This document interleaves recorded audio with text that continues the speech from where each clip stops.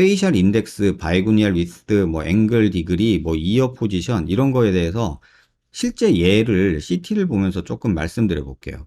이 환자는 남자 환자분이고요. 양악 수술을 받으셨어요. 그리고 이 환자는 여자분이고요. 광대 수술하고 턱끝 수술을 받으셨어요. 이분의 옆모습을 한번 볼게요. 또 환자분 초상권이 있으니까 반만 잘라서 볼게요. 자, 이 상태에서 피부 음영을 한번 봐보자고요. 어떻게 보이세요? 여기 이거 보이세요? 여기 볼록한 거? 여기 지금 이 볼록한 거 보이세요? 이 부분? 엄청 볼록한 거. 이게 침샘이에요. 남자분들 중에서 이렇게 봤을 때 교근은 이렇게 있어요. 이런 식으로. 근데 침샘은 여기서부터 이렇게 해서 귀 뒤까지 있어요. 특히나 귓볼 밑에 여기 볼록한 라인이 있는 분들이 있어요. 근데 이 침샘이 이렇게나 보여요. 자, 그럼 뼈로 한번 다시 가볼게요. 사각턱은 다 잘라놨잖아요. 그쵸? 사각턱이 이렇게 잘렸는데 실제 겉모습에서는 이렇게 돼버려요. 이걸 좋아할 수 있을까요? 얼굴이 갸름해졌다고 할 수 있을까요? 그럴 수 없어요.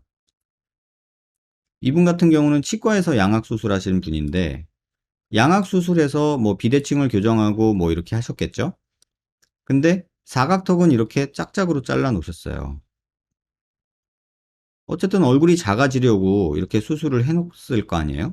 근데 실제 모습에서는 아주 침샘이 도드라져서 얼굴이 전혀 갸름한 느낌이 안 드는 경우예요. 그래서 이거를 보고서 정해야 된다는 거예요. 이게 진짜 수술에서 의미가 있냐는 거죠. 그냥 막연히 사각턱 수술하면 갸름해진다, 얼굴 작아진다 이렇게 생각하고 수술했다가 결국 얻은 건 이런 거밖에 안 되잖아요. 자, 이분도 한번 볼게요. 이분도 반만 잘라서 볼게요. 그래서 피부음영으로 이렇게 보면 지금 어떠세요?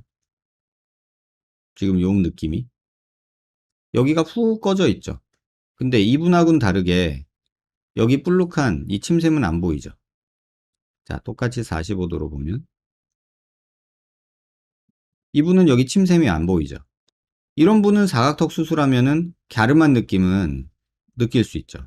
하지만 뼈로 보면 무턱이어서 턱을 전진한 거예요. 그리고 하악각을 조금 자른 거죠. 여기 2차각 보이고, 그러니까 라인 자체도 이렇게 울퉁불퉁하고, 근데 또 양악을 한번 하셨던 거죠. 아니, 하악각 수술을, 사각턱 수술을. 자르면 안 되는 분이었어요. 왜냐면 턱이 작았던 분이니까. 턱이 작았던 분인데 여길 또 잘라 놓으니까 실제로는 어떤 일이 벌어졌냐면 피부에서 보면 이렇게 잘 보시면 제가 늘상 말씀드리는 이런 라인이 만들어졌죠. 이게 지금 문제인 거고 요거를 조금 다르게 잘라 볼게요. 이렇게 내려서 보면 누가 봐도 턱이 작죠. 뾰족하다고 좋다고 얘기할 수도 있어요. 이런 거 좋아하시는 분도 있거든요. 근데 대부분의 환자분들은 여기 볼살이 늘어지고 여기가 꺼지고 뾰족해요. 그렇죠. 매달린 턱도 보이죠. 그럼 이 상황이면 대부분의 환자들이 뭘 생각할까요? 이 상황이면. 여기가 늘어졌네. 볼쳐졌어요. 맞는 거예요. 리프팅 하고 싶어요. 이렇게 얘기를 할 거예요. 자, 그래서 이런 경우에 실제로 그러면 앞서 말한 그런 수치들, 객관적인 수치들이 어떻게 보이는지 한번 재보자고요. 제일 처음 재는 게 이 하악각의 거리를 재요. 남아있는 거지만. 근데 지금 이 환자 보면은 101 나와요. 101. 남자분이었죠? 그러면 남자분이 하는 102예요. 지금 여기 보시면. 그러면 그렇게 넓은 거 아니잖아요. 근데 잘렸으니까 그럴 수 있다. 뭐 그럴 수 있죠. 그러면 여자분 한번 볼게요.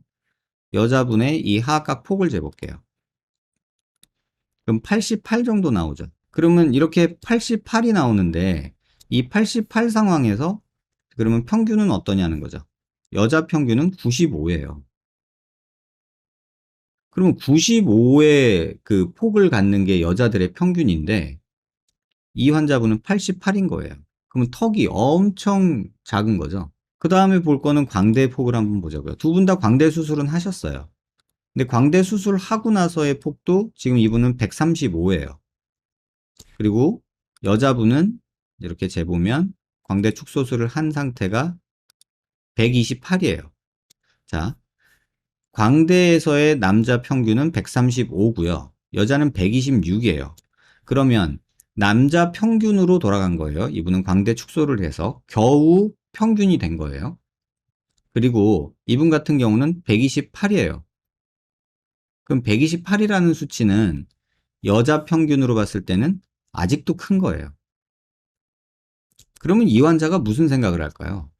선생님, 저 광대 더 줄일 수 있나요? 광대 더 줄이고 싶어요. 얼굴이 아직도 커요. 이렇게 얘기할 거예요. 턱이 너무 작은데. 그래서 실제로 정면에서 이런 분들을 보면 이렇게 피부명으로 보면 과도하게 뾰족하고 넓은 느낌이 있어요. 그래서 이 상황을 한번 봐야 되고 그 다음에 아까 제가 두개골 너비 잰다고 했잖아요. 그럼 두개골 너비가 여기서부터 여기까지. 그러면 남자분이 지금 141 정도 나오죠. 여자분 같은 경우는 재보면 여기서부터 여기까지 147이에요. 자, 보세요. 두개골은 이분이 더 커요.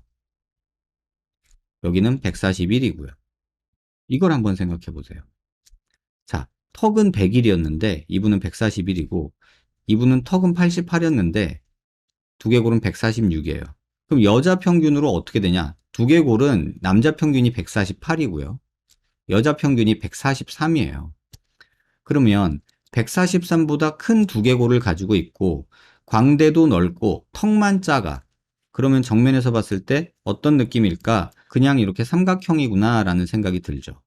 그 다음에 이분 같은 경우는 턱이 제일 크고 그 다음에 광대는 평균이고 두개골은 작은 편이에요. 그러면 어떤 느낌이겠느냐? 얼굴이 살짝 만두형처럼 약간 이런 느낌이겠구나. 이렇게 생각되는 거예요.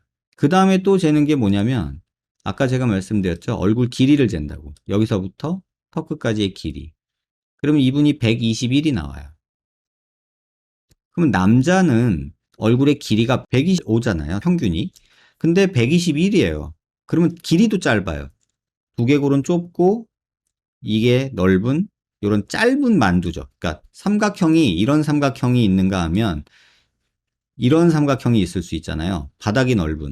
근데 이런 분들은 그냥 바닥이 넓은 이런 얼굴형을 갖고 있는 거예요. 이런 삼각형. 바닥이 넓은 삼각형. 자, 이분도 얼굴 길이를 한번 재볼게요. 콧뼈랑 이마뼈랑 만나는 이 수처 라인에서 턱 끝까지의 길이를 재는데 이러면 118 나와요. 그럼 118이면 여자 평균이에요, 딱.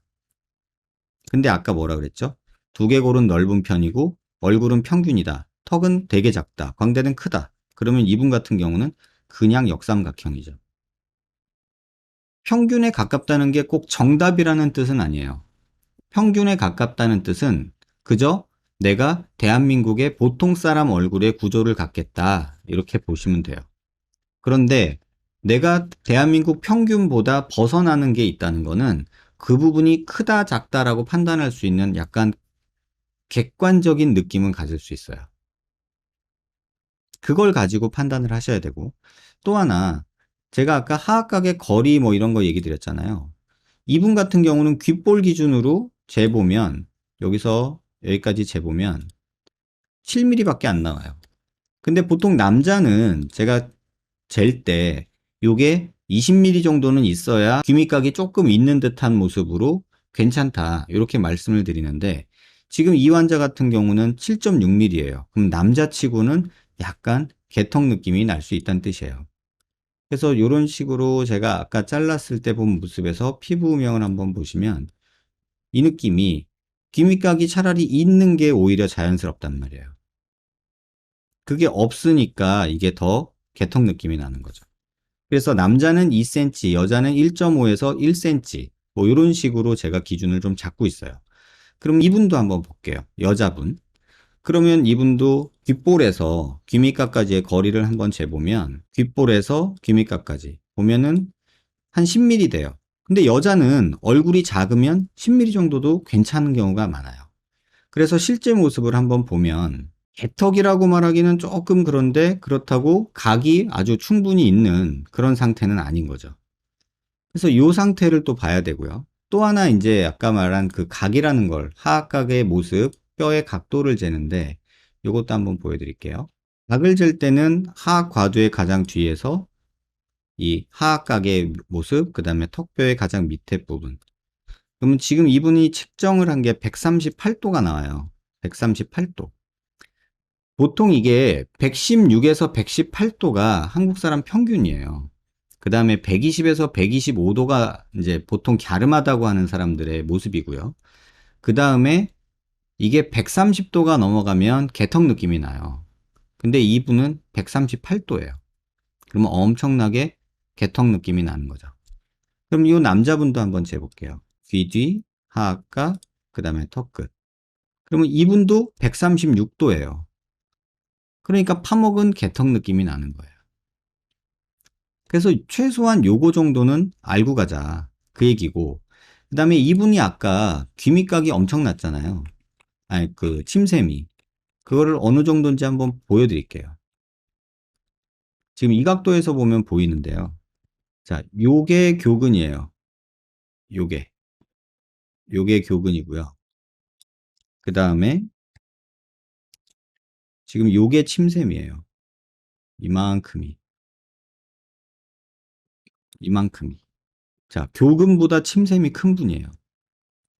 엄청나죠? 두께를 재볼까요? 교근의 두께는 보통 경우에 10에서 15mm 사이가 보통 정상적이에요. 그러니까 남자 같은 경우 13mm 정도면은 교근이 많이 없는 편이에요. 보통 남자들이 14, 15 이렇게 있거든요. 그리고 여자분들은 웬만하면 15 미만이고 한 10에서 12, 3 정도가 보통이에요. 근데 이런 부분들이 차이가 많다는 거죠. 그럼 여자분들은 한번 재볼게요. 똑같이 그려보면 이게 교근이에요. 요게 교근이고요. 그 다음에 침샘은 여기 조금 이렇게 있어요. 두께를 한번 재볼까요? 여자분의 교근 두께는 11mm 밖에 안 돼요. 남자랑 확 차이가 나죠. 보통 여자들이 한 10에서 13mm, 12, 3mm가 보통 제일 많고요. 여자분들은 15mm 넘어가면 되게 큰 편이고요. 남자들은 13, 4가 제일 많고요. 15mm 넘어가면 큰 편이고요. 이렇게 보시면 돼요. 그래서 여자들이 조금 더 적죠. 그래서 이걸 보셔야 되고, 그 다음에 이 교근과 그 침샘의 관계를 보셔야 되고, 제가 피부 두께를 본다 그랬잖아요. 그럼 광대 있는 부분에서 피부 두께를 보는 거예요. 여기 광대 있는 부분만 잘라서요. 지금 이렇게 보면, 지금 제가 광대 있는 부분만 이렇게 단면으로 잘라보는 거거든요. 여자분도 마찬가지로 광대 있는 부분만 한번 잘라볼게요. 이 정도면은 광대 있는 데만 이렇게 잘라보는 거거든요. 이 상황에서 고개를 한번 들어보자고요. 자, 그러면 피부 두께가 보여요. 이걸 잴 수가 있죠. 광대 45도 부위에서 피부 두께는 여기서부터 여기까지. 이분은 9mm 정도 나오거든요. 근데 여자 9mm면은 뭐 보통에서 조금 두꺼운 정도. 보통은 7, 8mm예요. 10mm 넘어가면 되게 두꺼운 거고요. 그리고 이 옆에도 중요한데 이 옆에도 이 두께, 피부 두께가 천차만별이에요. 근데 이분은 지금 10mm 정도 나와요. 9mm 이렇게 식으로 조금 나오죠. 근데 보통 여기가 여자분들이 평균이 한 7mm 정도 되고요. 7, 8mm. 9mm 넘어가면 두꺼운 편이에요. 근데 이분 같은 경우는 피부 두께는 그러면 평균 정도거나 살짝 두꺼운 정도다 이렇게 말을 할 수 있고요. 남자분은 오히려 조금 두꺼운 편이에요, 보통. 그래서 대충 재도 보통은 10mm 정도는 돼요. 근데 이분이 재보면은 지금 9점 몇 mm 나오죠. 9.5mm 정도 나오죠. 그러니까 피부 두께는 남자치고 평균적이란 뜻이고요. 그 다음에 광대 아치 부위에서도 되면 여기가 11mm예요. 그러면 아, 옆에가 되게 피부가 두껍구나. 이렇게 보시면 돼요. 그래서 이 피부 두께도 확인을 해야 되고 교근 두께, 침샘 두께, 턱 길이, 각도 뭐 이런 것들을 다 기본적으로는 판단하고 내 얼굴이 대충 어떤 형태구나 정도는 이해를 하신 다음에야 내가 어떤 수술을 했을 때 효과적일지 어떨지가 나오는 거예요. 근데 지금 여러분들이 상담을 다닌다고 하고 또 인터넷에서 질문을 준다고 했을 때 이런 식으로 얘기를 해요. 저는 병원에 어디 상담을 갔는데 윤곽 3종을 하래요. 저는 윤곽 3종 하면 괜찮을까요? 이런 질문들을 굉장히 많이 하시거든요. 그래서 이런 부분에 대해서 여러분들이 질문을 하실 때에도 본인 뼈 사진을 볼 줄 모르고 의사가 한 말 이런 것만 보면서 그 말을 저한테 전달하는 것밖에 안 되죠. 그래서 이런 식으로 수술이 진행되고 상담이 진행되는 건 정말 무의미해요.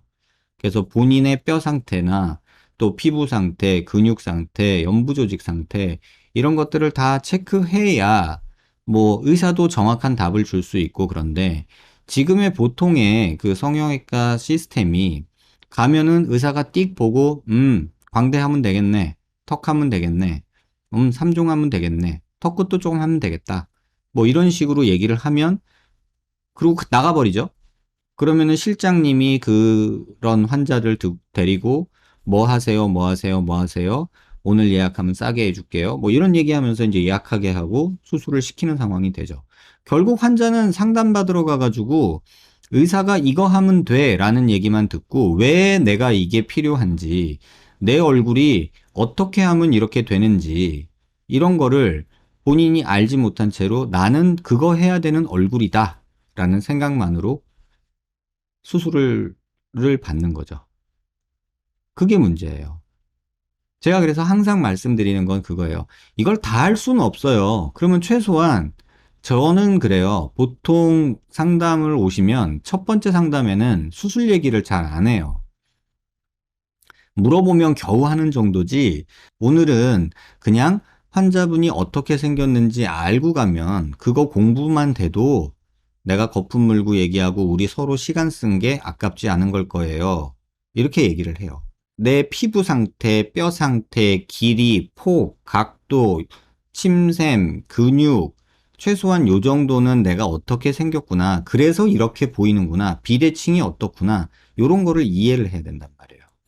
그리고 제일 마지막에 봐야 될 게 비대칭인데 비대칭에 대해서 요걸 한번 보여드릴게요. 앞에 본 남자 환자분이에요. 양악하고 턱끝 수술하고 광대하고 이렇게 하신 분인데 그래서 요런 비대칭과 그 다음에 이 턱 라인에서의 요렇게 삐뚤어진 요런 느낌 그래서 여기가 좁고 여기가 넓은 이런 모습들이 보이고 그 다음에 우리가 수술로 못 바꾸는 게 이 하악 관절의 위치거든요.